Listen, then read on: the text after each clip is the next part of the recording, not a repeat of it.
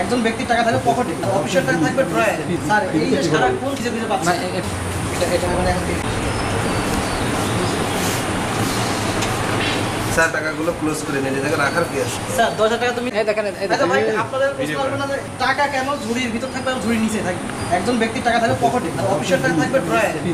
Sir এই যে সারাক্ষণ কিছু কিছু পাচ্ছে আমি তো বারবার ভিডিও করছি যে এই টাকা নিচ্ছে কখন নিচ্ছে, আমি কিন্তু টাকার খোঁজ পাই না। এই দেখেন আপনি একবার সততা বললেন না, আলটিমেটলি পেয়ে গেলাম টাকা জায়গায় ওখানে টাকা দেখেন দেখেন ভাই কাইন্ডলি দেখেন আমি সকাল থেকে টাকা নিচ্ছে কিন্তু ফাইনালি আমি দেখছি অল্প কিছু টাকা পেয়েছি। ওই যে ওইটার ভিতরে কোনো কিছু আছে এবার টাকা পাওয়া গেছে। টাকা পেয়েছি অবশেষে।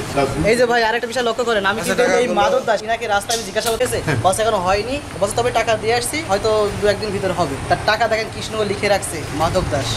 ইনভেন্টরি করতে হবে সেভাবে। হ্যাঁ হ্যাঁ টাকাটা কিন্তু আবার আরেকবার আচ্ছা আমরা ইনভেন্টরি করব এখন। এই টোটাল 1900 স্যার এখানে আছে 1900। আমার কাগজপত্র সব দেখি তোমার ওই আমি টাকা 10,100 টাকা দিয়েছি সাধারণ চেক কাটিতে। কত টাকা? হ্যাঁ কত টাকা দিয়েছেন আপনি? 10,100 আমার দামই 4657 টাকা। আপনারা হিসাব করি ওনারা তো দেখি দেয়।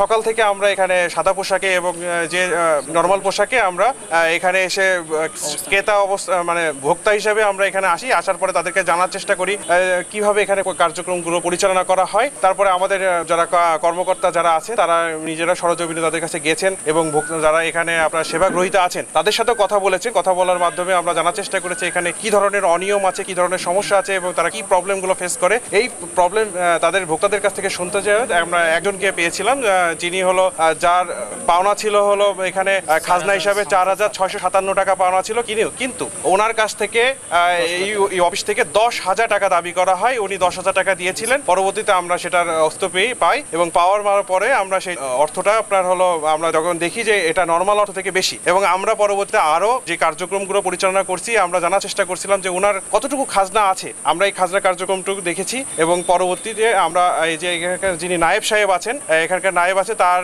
ইতিপূর্বে আমরা আরো 2টা ভিডিও দেখেছিলাম যেখানে তিনি ঘুষ গ্রহণ করতেছিলেন বলে জানা যায়। আমরা এই সমগ্র প্রতিবেদন আজকে যে ঘটনাগুলো এবং পরবর্তীতে যে কার্যক্রম এর ইতিপূর্বে যে ঘটনাগুলো ঘটেছিল সমস্ত কার্যক্রমগুলো আমরা আমাদের রিপোর্টে উল্লেখ করব এবং কমিশনে এটাকে উত্থাপন করব। পরবর্তীতে কমিশনের সম্মতি সাপেক্ষে আমরা পরবর্তীতে আমরা আরো অনুসন্ধান কার্যক্রম পরিচালনা করব।